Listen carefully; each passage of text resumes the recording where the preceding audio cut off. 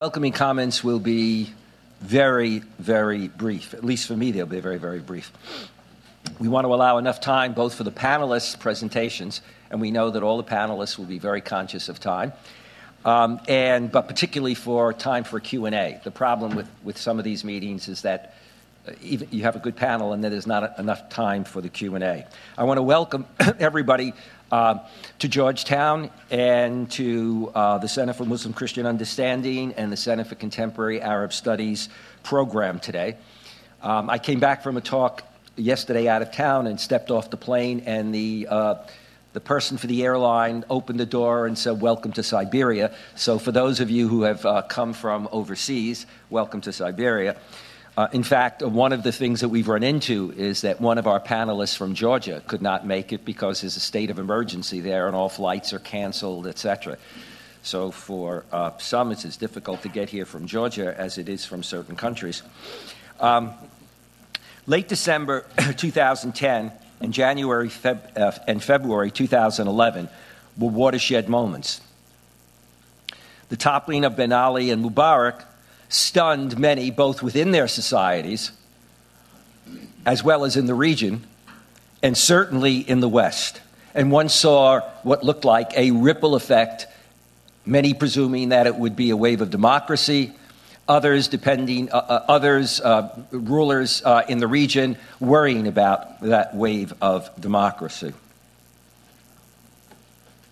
In many ways, it challenged the conventional wisdom in questions that had been floating around for a long time.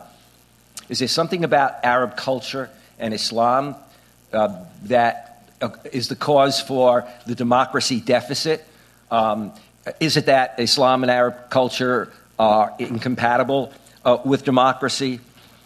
All of those questions that had been around for a long time.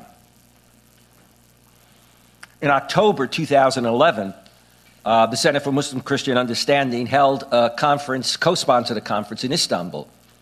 And at that conference were not many, but representatives of those who were from Tunisia and Egypt and had been involved in the uprisings of all shades: youth, secularists, Islamist leaders from Ennahda, from the FJP, but even from other countries like Libya and Syria. However different the concerns and the debates, there were two significant questions that emerged as a common concern. One was, what would the reactions be of the remnants of the regime, of the deep state? More than one person stood up and said, well, in previous revolutions, usually after the revolution, those who were defeated were either driven out, imprisoned, etc. But here you still had the structures within, the security, the police, the military, the bureaucracy, the judiciary, which had been part of the previous government. But the other major concern was the U.S. and the EU, and that kept coming on regularly. Do you think the U.S. and the EU can really accept this kind of change that is taking place? Will they be supportive of, as it were, more independent governments that they have less of a partnership with than they had with a Ben Ali or a Mubarak? Then with the elections, and for some the surprise that Islamists did as well as they did, the FJP in Egypt and Ennahda in Tunisia, that added to the questions that emerged about the future, about the responses within the region of different governments, as well as the responses of Western governments. Fast forward, we now see a situation where after multiple elections in Egypt, we have mass protest, a coup, and a change significantly in what looked like the direction that was occurring in the country, with questions being asked about, is this a restoration of democracy or is it an unraveling of hopes for democracy? In Tunisia, although there have been problems, we've seen a different path, signaled most recently this week with the signing, or just last week, I guess, the signing of a new constitution and with difficulty, a multi-party system. Today we'll be pursuing a number of themes, and you have them there in your notes if you don't have it, just to give you a sense of where we want to go with this. Critical stages of the Egyptian revolution: was the coup inevitable? The current status of democracy, human rights, and the rule of law. The role of youth movements and NGOs after the coup. And then restoration of democracy and the rule of law. The role of pro-democracy groups and the international community.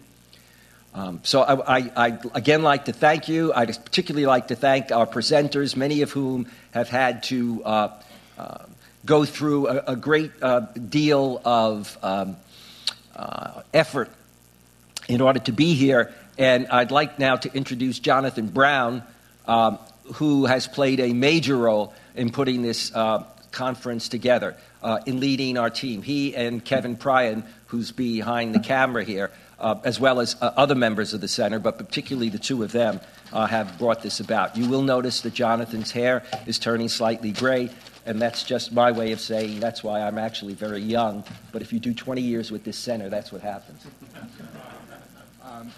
Thank you very much for coming. Welcome, everybody, to Georgetown. This has been really a challenging conference to put together. Not only because it's a big logistical effort, because the issue is a very controversial one. I wanted to, first of all, extend my deep and sincere thanks to the staff at Center for Muslim Christian Understanding and the Center for Contemporary Arab Studies. They put in a huge amount of effort, and everything that happened really was as a result of their labor. Christine Kidwell, our Associate Director, Kevin Pryan, Jessica Chillen, Andrea Pettas, and then the staff at CCAS under the direction of Osama Abi Mirshed. There's also some changes to the program because one of the challenges we had in putting this together was getting visas for all the guests coming from overseas. That's a big challenge. If you're trying to get a visa for yourself, it's really hard if you're trying to get a visa for a lot of people. And we actually had to postpone the conference once because we just did not have enough people who'd gotten their visas. Ultimately, one person the visa did not come in time. Unfortunately, General Adel Suleiman from a retired Egyptian army general was not able to come. Also, Abdel Fattah Mahdi from University of Alexandria is not able to join us from Egypt.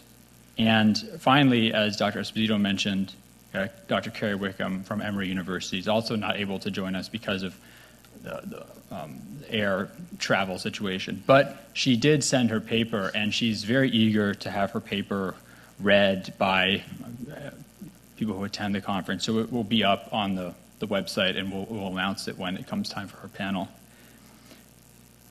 And I think that's pretty much it, except to say that we'll be, and Dr. Bull will explain this more, we'll be taking Q&A from emails and written form. And this is just because this is a really tight schedule, and in order to give the speakers a maximum amount of time to answer questions, we need to try and prevent what sometimes happens, which is questions turn into lengthy comments, and that eats up a lot of time. So this is just for the sake of efficiency.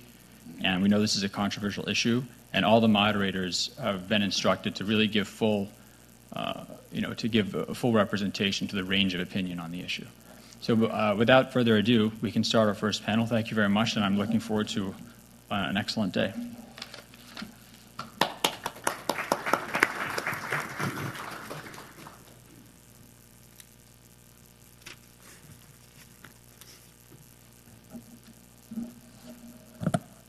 Welcome again, and I want to again express gratitude for the people who have done all the hard work on organizing this conference, and for all of you who are up bright and early on our, I don't call it our Siberian weather. Having grown up in Minnesota, I think this is just sort of a nice, quiet homecoming of relatively warm weather.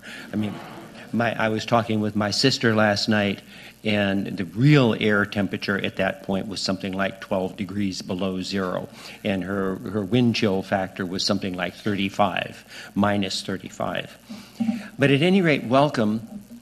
And one of the difficulties of asking an old geezer to be the beginner in something like this is that the temptation is to look at the subject from a long-term historical perspective. I first went to Egypt in the middle of the time of the United Arab Republic. I marched in Tahrir Square when President Gamal Abdel Nasser came home from the United Nations. And one of the curious things that I experiences that I had as I looked at the final form of the conference was to say, you know, when I came back to Harvard in 1961 after having been there, we could have had this conference. All of the title, you know, Islam and the Struggle for Democracy.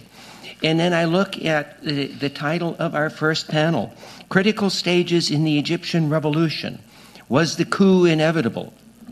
You know, there were people there that could remember Farouk, you know, and was that coup inevitable, and so on. And as we look, I am reminded of something that my colleague John Esposito very regularly says, you know, that this is we're dealing with very complicated subjects, and yet at the same time, it's a very simple problem, because the questions that people asked when we first started our professional lives, mine professional life longer, I mean, I don't have quite so much gray hair as John, but that's because he works harder and I get to relax.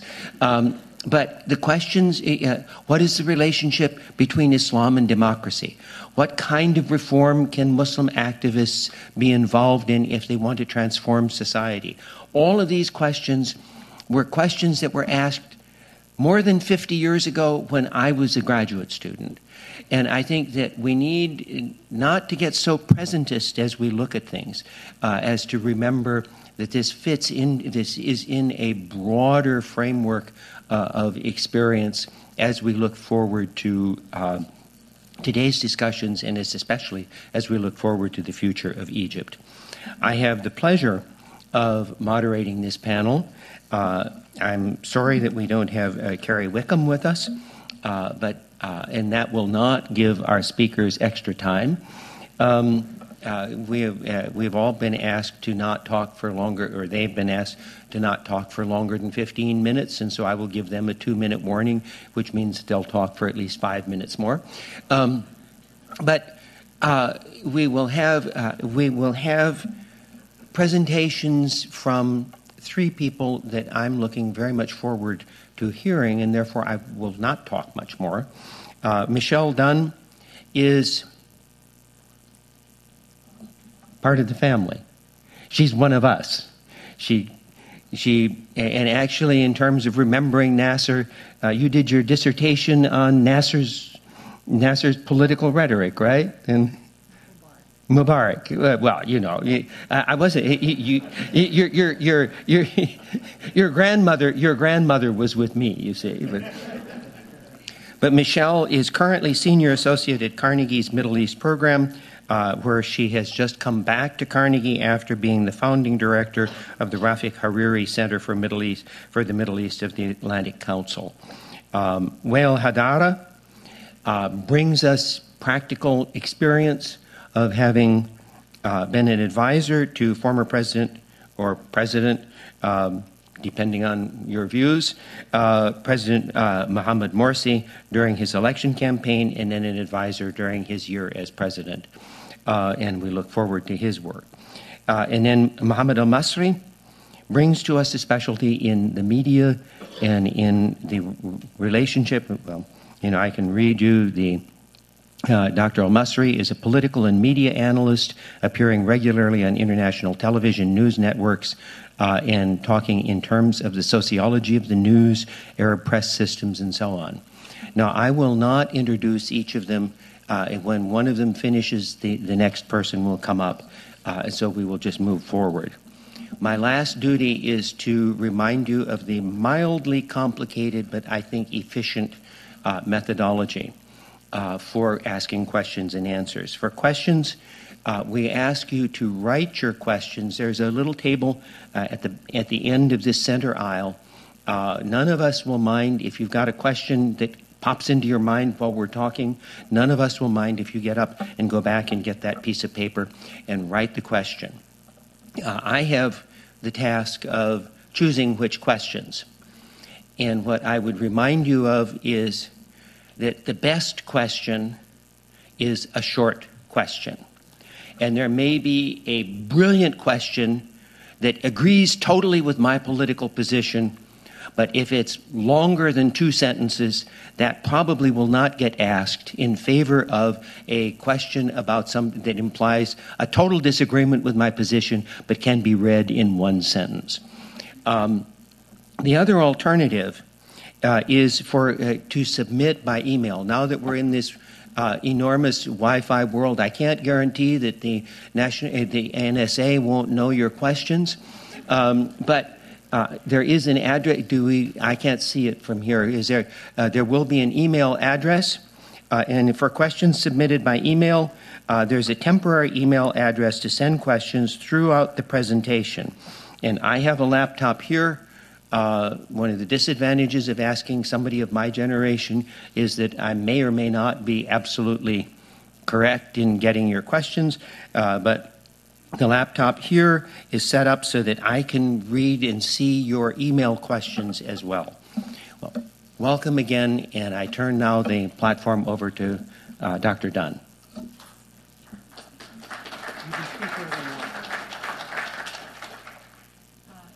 Good morning. Thank you, Professor Voll, and thank you, Professor Esposito, for inviting me to be with you today. On this panel, I'm put in sort of a peculiar situation, I think. You know, I'm an American, I'm a foreign observer, foreign analyst of Egypt, and yet I've been asked in a way to critique the actions of Egyptian players in on the scene, and I'm more in the habit of critiquing the policies of my own government, but I will dutifully do what I've been asked to do with all humility, and, you know, understanding that I'm in the presence here of people who were participants, who know a lot more than I know about what actually happened in Egypt over the last couple of years. So I ask you forgiveness for any mistakes I make. I'm going to stand back a little bit and give you my observations about why I think, as someone who watches Egypt, why I think things have turned out the way they have in Egypt over the last few years. And I would say, to me, it all comes down to a failure to build consensus among Egyptians about where Egypt was going to go after the removal of President Mubarak. One thing that was very notable, I think, about of course, we all know about the leaderless character of the Egyptian revolution, like the other Arab revolutions. And we know that Egyptians, in demonstrating and so forth, they knew what they didn't want. Right? They did not want a continuation of this political stagnation, the corruption, the human rights abuses, the concentration of economic benefits in the hands of very few, and so forth. In terms of what they did want, the slogans, there were common slogans, but as we know, they were relatively vague slogans. Bread, freedom, social justice, dignity. These are important and compelling slogans, but the question is, after the actual removal of Mubarak, how to translate those things into a plan for moving forward. And that would have taken a lot of work, a lot of conferring among different political and social forces and so forth in Egypt. And that didn't really happen. I think that's a very strong contrast with Tunisia. Now, I know Egypt and Tunisia are two very different countries, and they're different in size and complexity and balance of political forces and all those things. So I'm not saying they're identical, but I do find it striking that in Tunisia, of course, the army did take power from Ben Ali. Well, the army was the one who stepped in and deposed President Ben Ali. But then the army relinquished political power, turned it over to civilians and said, you work it out. And it wasn't the case that Tunisia under Ben Ali had, strong political leaders and well-formed political parties. No, it was a little bit of a chaotic situation, right? In the months following Ben Ali, they held all these large roundtables and so forth, but they did work something out. They did work out a consensus on where the country was going to go. And that consensus has held amidst many challenges. But as we know now, they've now passed a very important milestone of agreeing on and passing a constitution and moving on now to elections. Now, as we know, this is not what happened in Egypt, right? In Egypt, the military, of course, held on to power after Mubarak, and the Supreme Council of the Armed Forces, the SCAF, explicitly governed the country for quite a while after the removal of Mubarak. Now, the way it looks to me is that in Egypt you had these two large political forces, right? You had the military and the state and so forth as a very large, powerful political force, because as we know, Egypt did not have a thorough revolution, right? I mean, there was only the very top layer of Mubarak and some ministers and so forth who were removed. The rest of the system, the entire military, all of the forces under the Interior Ministry, as well as the massive bureaucracy and so forth, remained intact. And that had the virtue of at the time of creating less chaos in the country than would otherwise have been the case, and perhaps less violence. But it also meant that the state was largely there and still, quite powerful and quite capable of, if not completely controlling the situation, at least playing a major role. And then among the political forces outside the government, it was very clear that the Muslim Brotherhood was the largest and most powerful and most capable organizationally of all of those forces. So it appeared to me that in the time following the removal of Mubarak, of course, the military did not step aside and hand control to civilians, and that there was a tendency for the military to try to work things out primarily with the Brotherhood, primarily with the largest force that was there, in order to probably in order to minimize the amount of change that would be carried out. But if we look back at the experience of the March 2011 constitutional referendum and so forth, it certainly seemed as though there was a tendency for these two large actors, inside the government and outside the government, to work things out among the two of them, and largely to exclude others. And the military, the SCAF at that time, made what I think were some very fateful decisions that have taken us to where we are now. One of them was to prioritize the holding of elections for permanent bodies over the writing of a constitution, to elect a parliament and a president who would have full terms before a constitution would be written.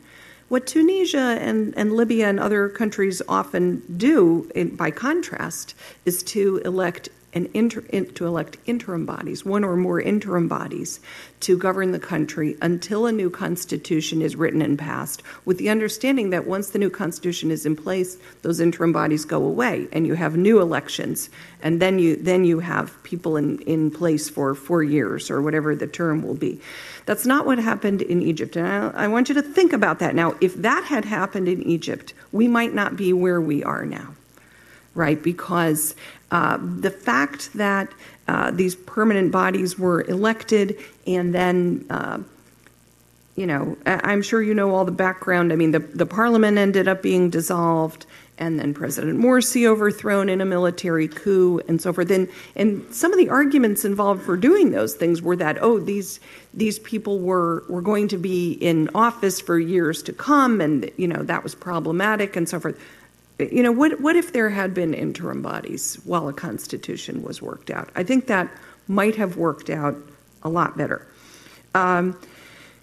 the other issue is that in the early months following the Egyptian revolution and following the removal of Mubarak, of course, that's a very special time in a country, right?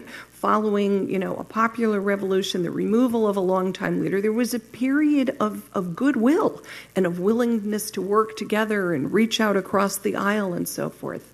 And I feel that was squandered.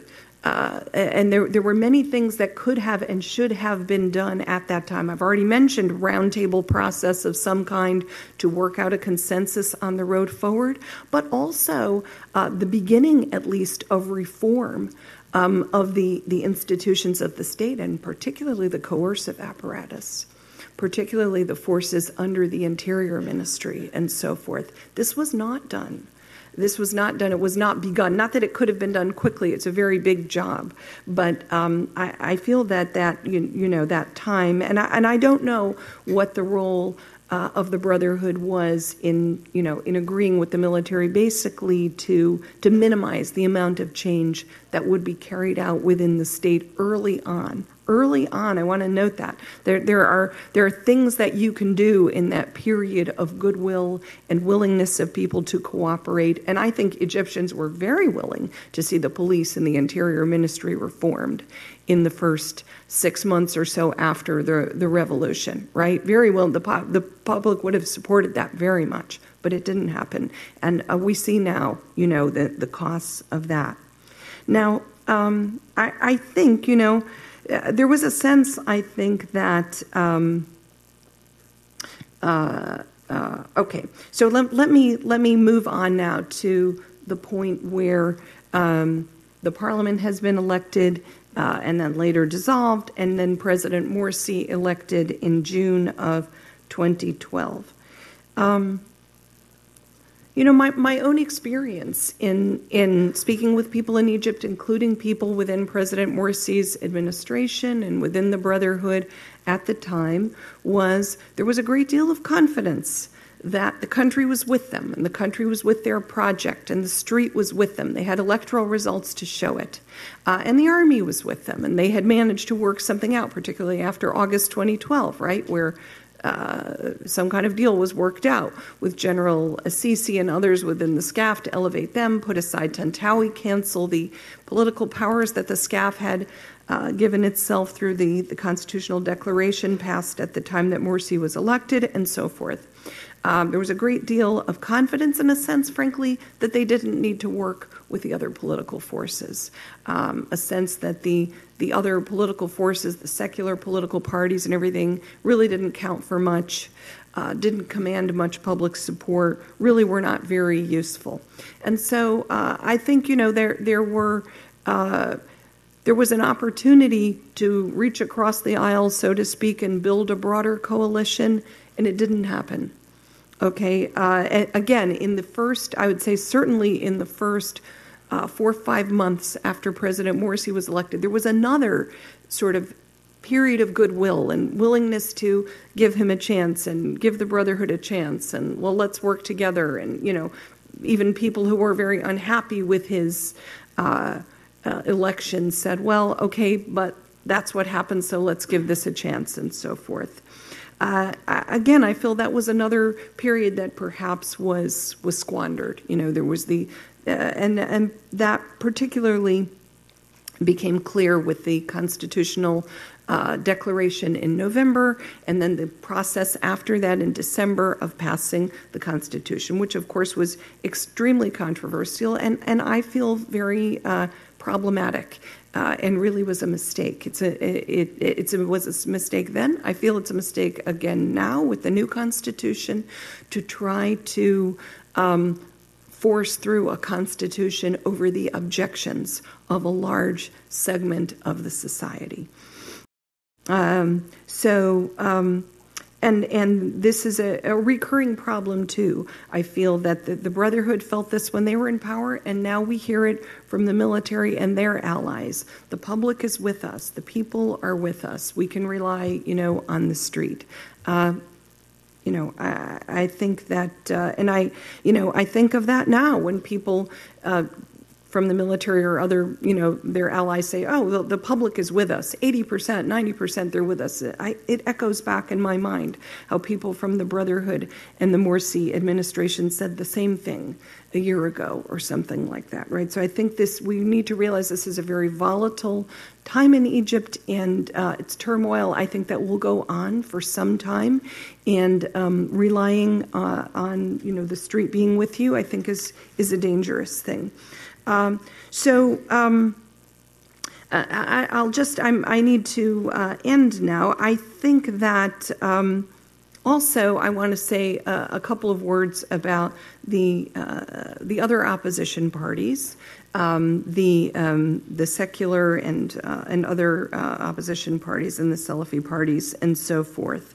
They also, were at the beginning, I think during the brief tenure of the parliament, there were a number of secular figures, liberal and leftist figures who really tried to work with their counterparts from the Freedom and Justice Party. And I think there were some promising signs that they could work together on some things. The parliament didn't stay in office long enough for any of that to come to fruition.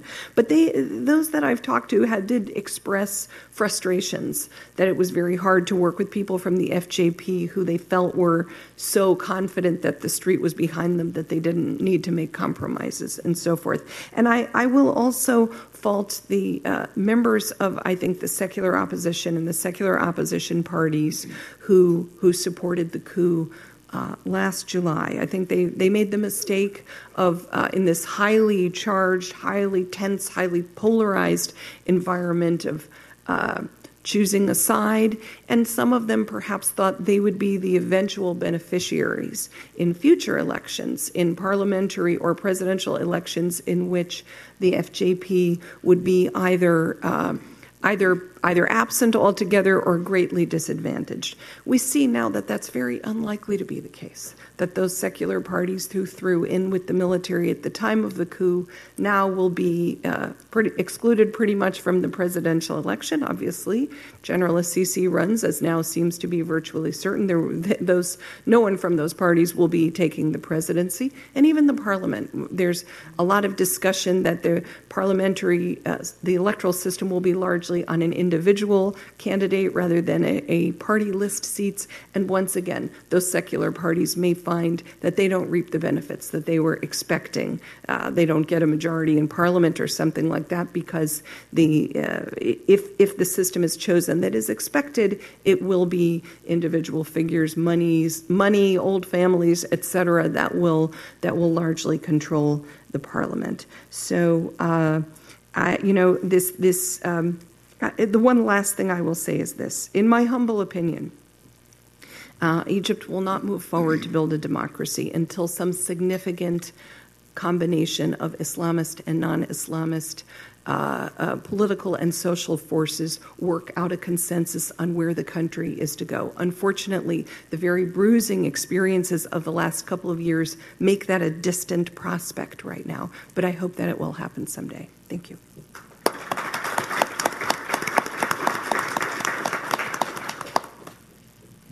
Thank you.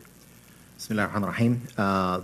First of all, thank you very much to the organizers for inviting me. I will try and be brief, although I was told never to trust anyone who begins their remarks with that.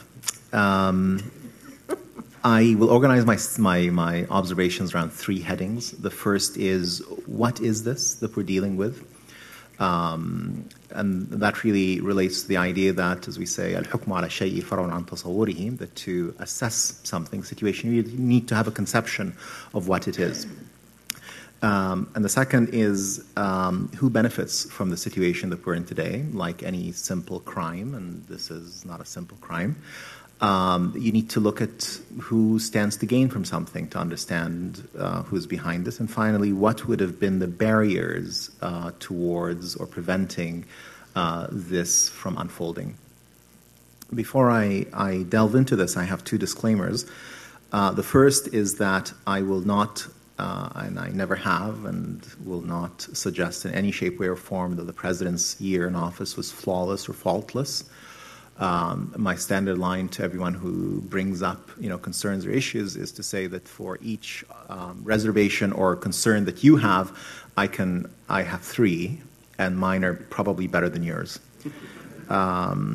So that's one disclaimer. The second disclaimer is that I'm not going to attempt to or suggest that there is no polarization in Egypt, that there is uniformity, that all Egyptians really support one faction or the other.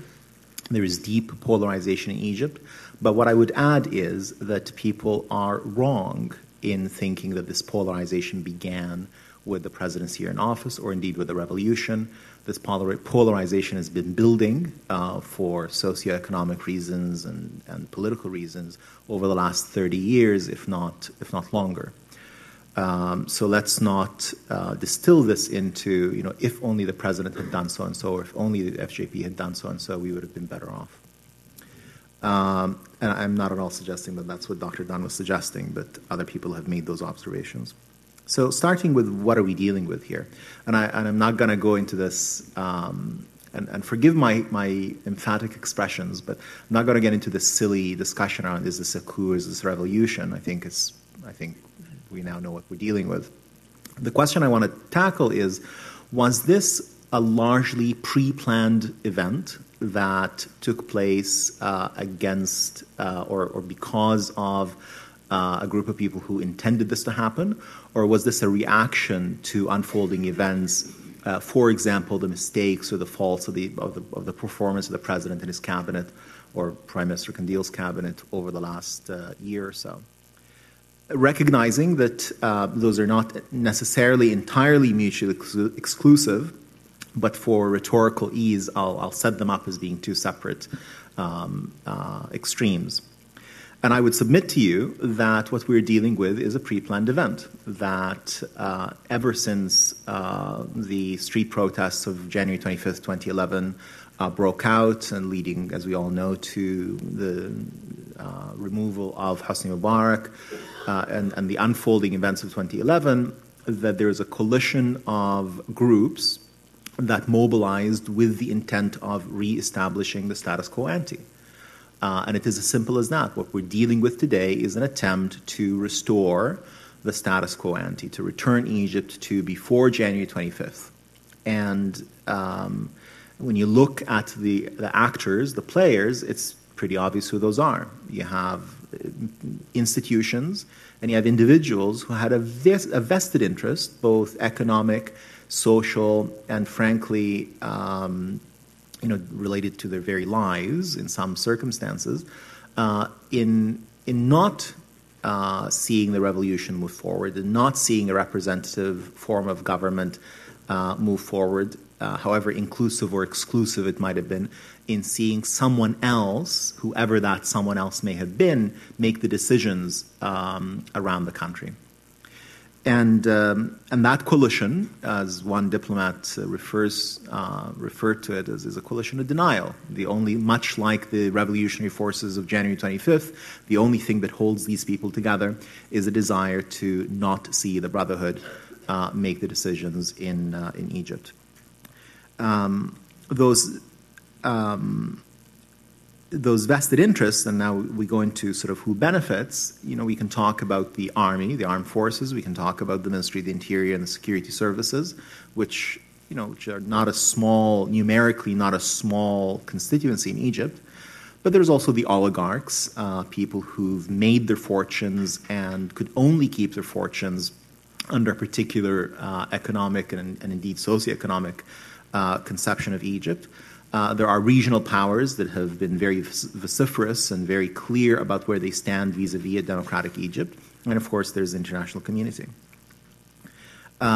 Just to give you a very simple, and people, again, refer to this idea that we as in the presidency, we were too naive or simplistic, and we didn't really understand what was going on. And I, again, would tell you that on the issue of understanding, nothing is further from the truth. The question is, what do you do with how you understand things? If you look at the armed services, the armed forces, for example, there are 3 ways in which the armed forces extract privilege for its members.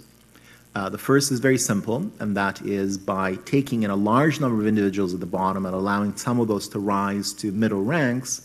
Those individuals will then retire at a relatively young age. In their 40s or their early 50s, they will draw a pension from the Army while going on to have often a very lucrative second career. Very simple, individual-based level of benefit that affects, tens of thousands, if not more. While in service, they have the advantage or the privilege of having essentially free labor in the form of, the rank and file, who will do everything from be their cooks to their drivers to picking up the kids to, other activities which would otherwise cost you quite a bit of money in Egypt. And so there's a certain amount of status afforded by that service. There's an economic privilege. We talked about the pension, but there's also other benefits like being able to buy residences for a fraction of their free market value and then turning around selling those and pocketing the difference. That's one group of individuals. There's another level of benefit, which is if you actually do rise to the top or near the top, once you retire at your normal age of 60 or whatever, you can expect a very cushy but also very important job as a governor or director of an authority or something of the sort. This is what Yazid Assayo refers to as the state of retired generals. And then at the very top, you look at a fairly substantial financial benefit that accrues from arms deals and the overall funding of the army. So suggesting or saying that if only the FJP and the opposition could sort things out, or if we had an interim elected body or a more meaningful discussion on the Constitution, then this would not have happened. I think ignores the very large vested interest that an institution like the Army has.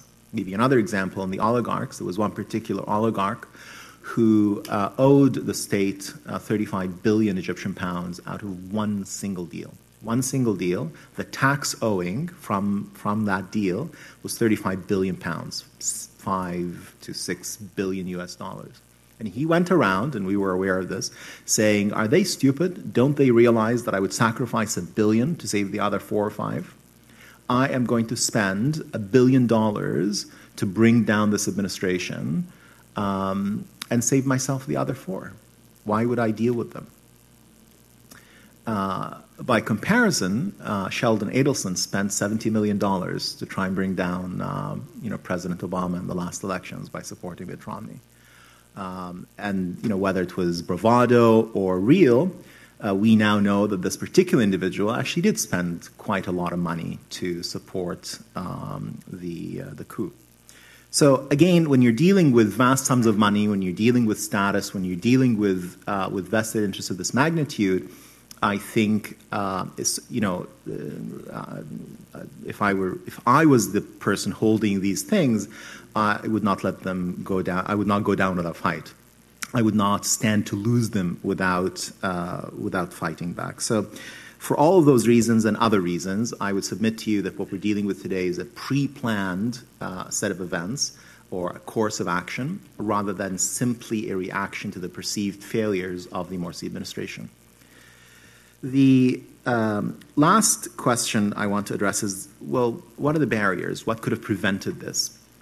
And I would submit that there are 3 barriers, 3 main primary barriers that would have discouraged the actors, the MOI, Ministry of the Interior, the police, the army, etc., from embarking on this course of action. One is that they would have to perpetrate a level of violence that is unprecedented in Egyptian history to put the genie back in the bottle.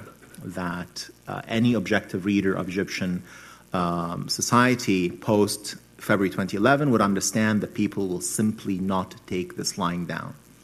And so the level of violence that they would have to perpetrate would be prohibitive. The second is that to maintain their hold on power after that initial violent phase, they would have to reintroduce a level of repressiveness that again is unprecedented, certainly not where Mubarak found himself in the 2000s, where he could juggle this pseudo-democratic, pseudo-freedom of speech type society. And then finally, the level of violence and the level of repression and the hijacking of a clearly democratic choice in Egypt would rally or at least risk severe censure from the international community and from Egypt's primary partners, namely the United States and the European Union. Now, I could be daft and go into those three barriers, but I think suffices to say that that none of those has proven to be much of a barrier. This regime, post June 30th, has killed more people, more Egyptians have died just in the last 7 months that have probably died in all of the 30 years of Mubarak, Now, we don't really know how many victims of Mubarak's prisons and torture and whatnot there were, but at least in terms of the reported numbers, more people are in prison, more people have died, more people are injured than in the previous 30 years. And the level of violence in terms of events like Rab'a, for example, or Nahda, or Manassa, or the Republican Guard, or October 6th, or even just January 25th, is previously unknown and unheard of in Egypt. And so to say that there is little that they would stop at in terms of violence is an understatement. And we also know, both from media reports and other reports, that there are individuals within the current junta who believe that the Algerians were too nice in the 1990s and did not do enough to eradicate Islamists, and that they are resolved to do a better job. The second issue, which is the issue of repression, I think we're seeing where that's going, both with predictable things like closing down Islamist channels and whatnot, but unpredictable and frankly incomprehensible actions like the prosecution of someone like Dr. Ahmad Shaheen, like the prosecution of someone like Mohammed Fahmy, who is the Al Jazeera English bureau chief in Cairo, and so on. And then the last piece really is the reaction by the international community. Well, I think we all saw where that went. The country, according to Secretary Kerry, is clearly on its way to democracy, and the army intervened to restore democracy in the country. In his United Nations speech last September, President Obama reminded the world that President Morsi failed to govern inclusively, and last night in his State of the Union address, the president talked at length, to be fair, about how repressive and brutal the current regime in Egypt is. Not. So I think they relied on the silence, if not the collusion, of the international community, and they got that. So they were right. They will kill people and get away with it. They can repress people, brutalize the country, get away with it. No one will say beep, and they'll have the country back. They will successfully reestablish the status quo ante. What they have not factored in is, and frankly, this is part of the generational issue in Egypt, is that there is a generation of young Egyptians today who would rather die than go back to the status quo ante. And they will continue to go out and they will continue to risk death and injury until they see their vision of living freely in their own country. That is very clear now. Except for people who don't choose to understand it. I will stop here, and I'm sure there will be some, challenge in the question period. I'd be very happy to continue. Thank you.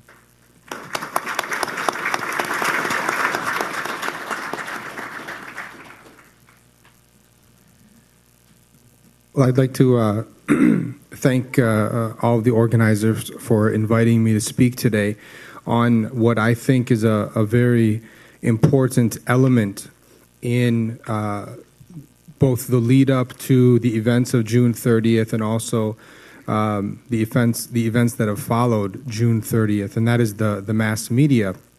And really quickly, for an American audience, I think there's a temptation to want to provide some kind of a direct comparison between the U.S. press and the Egyptian press.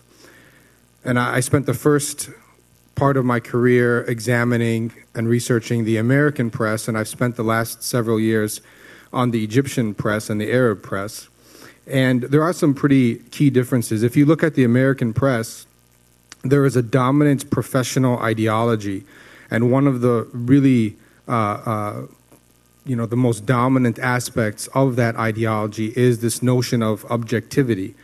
Journalists are taught, they're trained to be fair, to be balanced, to be detached, and to try, to the best of their abilities, to divorce their own personal feelings on issues from their reporting. And all of the research that we have, or most of it, in the United States suggests that journalists really do, by and large, try to be objective.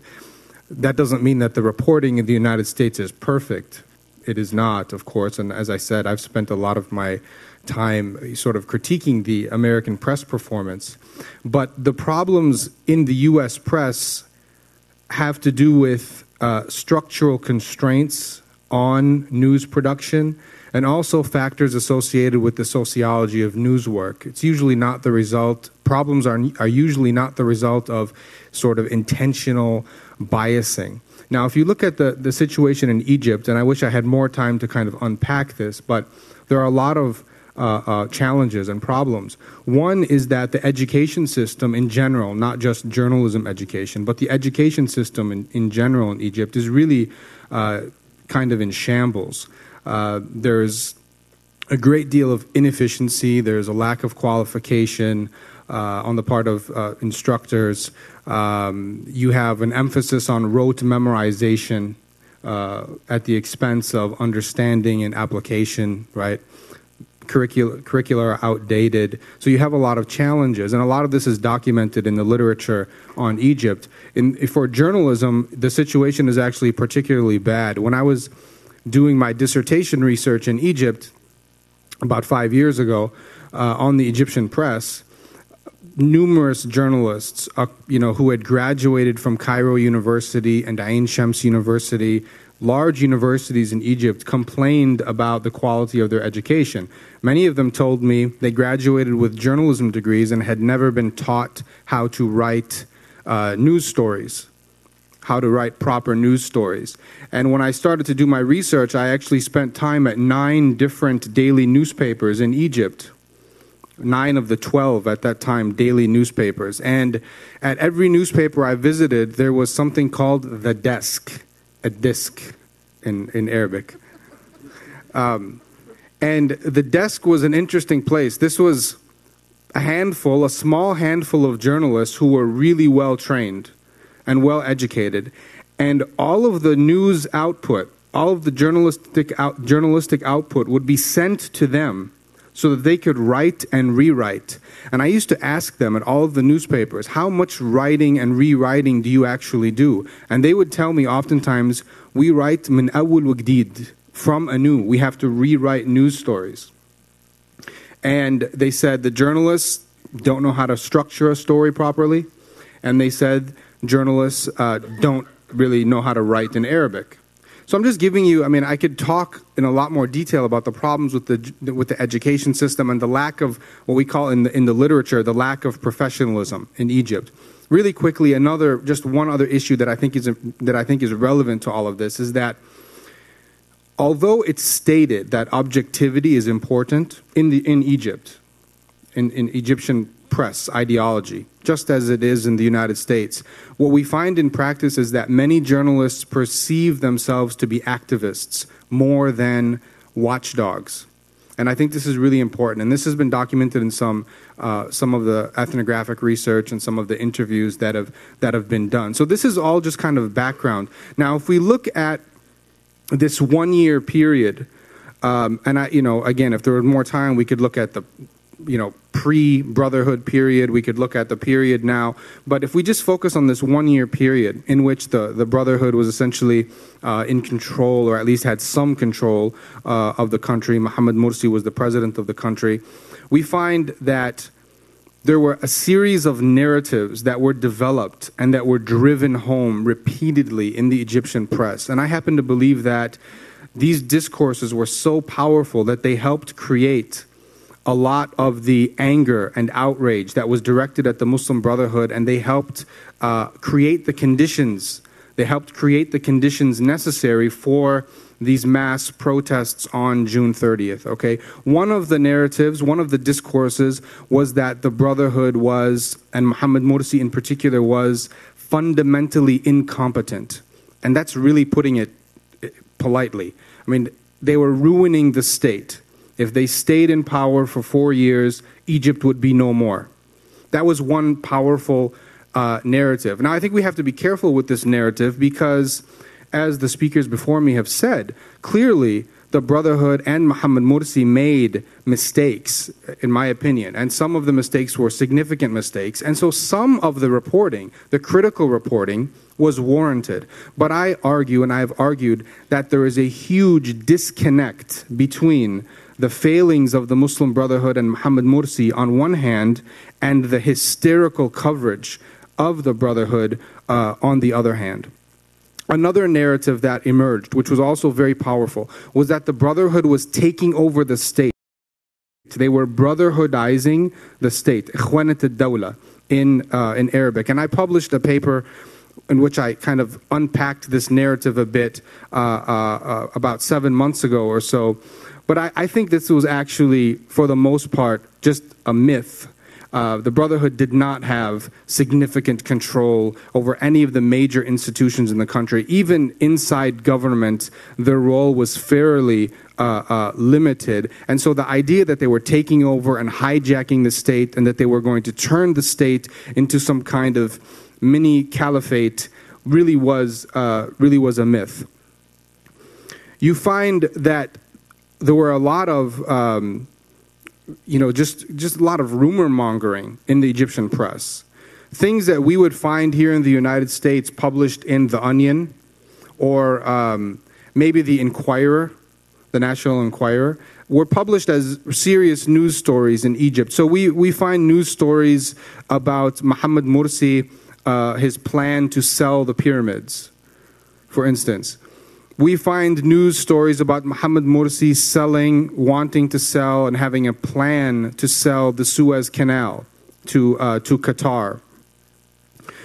We had coverage of Mohammed Morsi's son accepting a job paying him 30,000 Egyptian pounds a month. And I could go on, right? None of these things were based in any kind of reality, but they were taken seriously. You could go on to Google today and find news stories in mainstream Egyptian daily newspapers and also mainstream news talk shows that were discussing these issues quite seriously. Okay, you also had the more, and there are other examples, but I'm just trying to save time here. You had the more fundamental problem of lack of balance. So you would flip through the channels, for instance, and Egypt is a talk show culture. I think this is really important. At 7 o'clock at night, every night in Egypt, people they gather around their TVs and they watch news talk shows. It's not like the US where we just have a handful and we can count them on our hand or two hands, the number of talk shows. In Egypt, there are dozens of these talk shows. You have like 30 networks, and every network you see talk show after talk show after talk show until like 1 o'clock in the morning, midnight or 1 o'clock in the morning. And people are just watching talk shows. And there was literally, in some cases, no attempt at balance on many of these talk shows.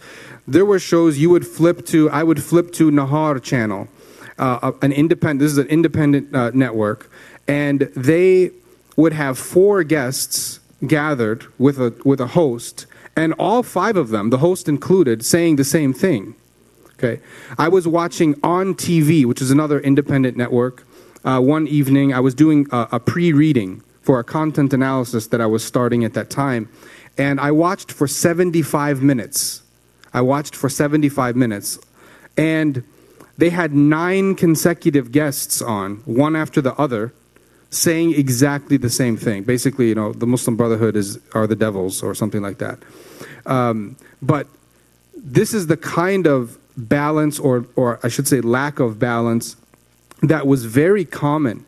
Okay, there were periods and there were times, I mean, to be fair, where there were Brotherhood guests on where they would have an opportunity to give their voice, but these opportunities were, frankly, few and far between in the independent press. And I think that's really important.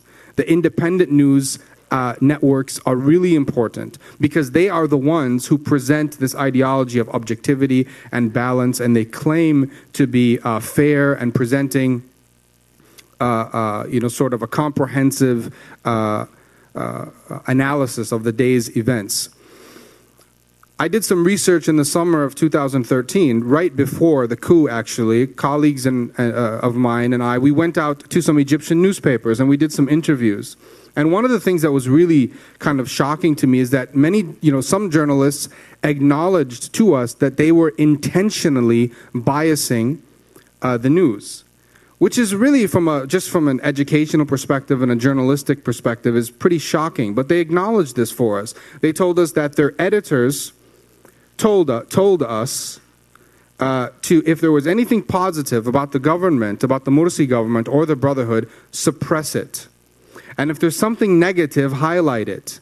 And one journalist at one newspaper actually told us that we were taught by our editor to try to include the Brotherhood in stories that they have nothing to do with, to make them look bad. And he gave us an example that there was an actress who won an award in Alexandria.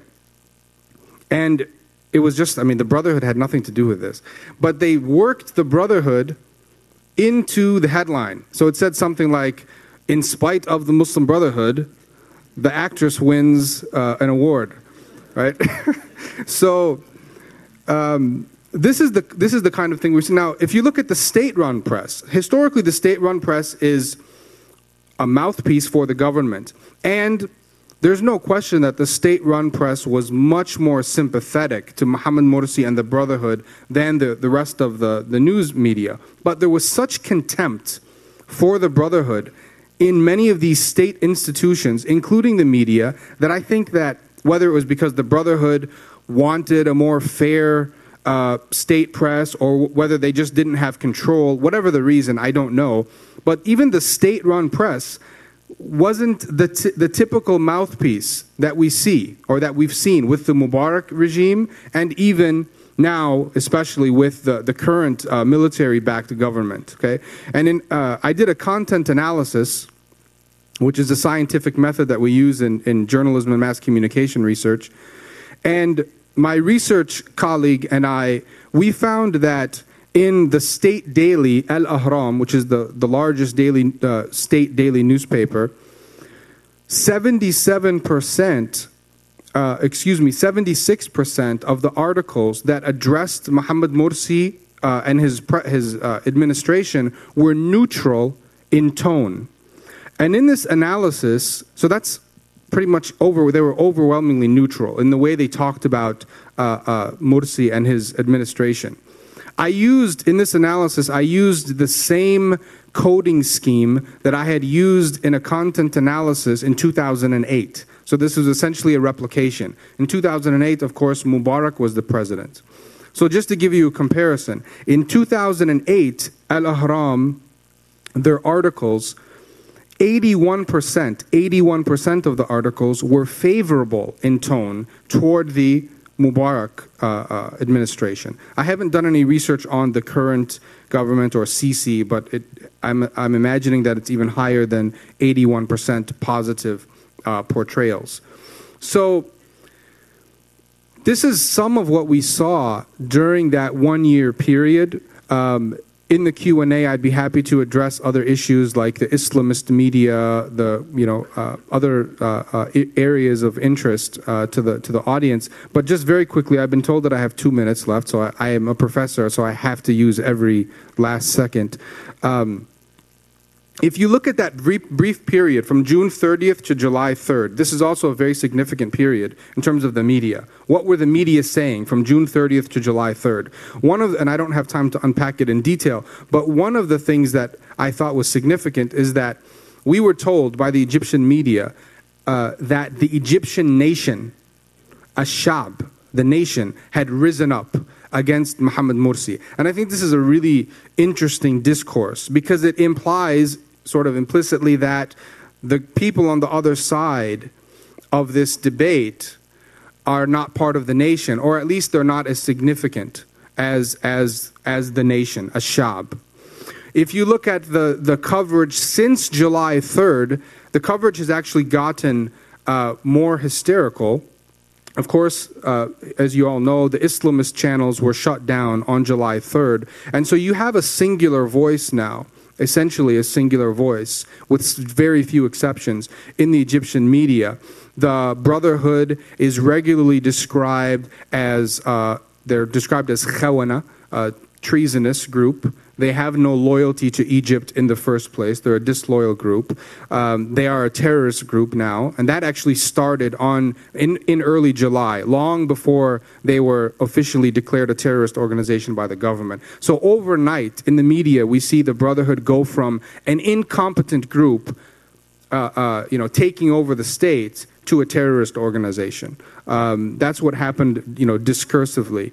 We also hear rhetoric of cleansing, purification, that the country needs to be purified of these political actors. And just to give you, and I'll close on this, I think that these discourses after July 3rd have been very problematic because I think they've been used to dehumanize the Brotherhood, and they've been used to justify some of the massacres that have taken place. And on TV, that network that I referenced a few minutes ago, they were showing video footage of the clearing of Rabaa, which was described by Human Rights Watch as the largest massacre in modern Egyptian history, massacre of mostly peaceful, unarmed protesters.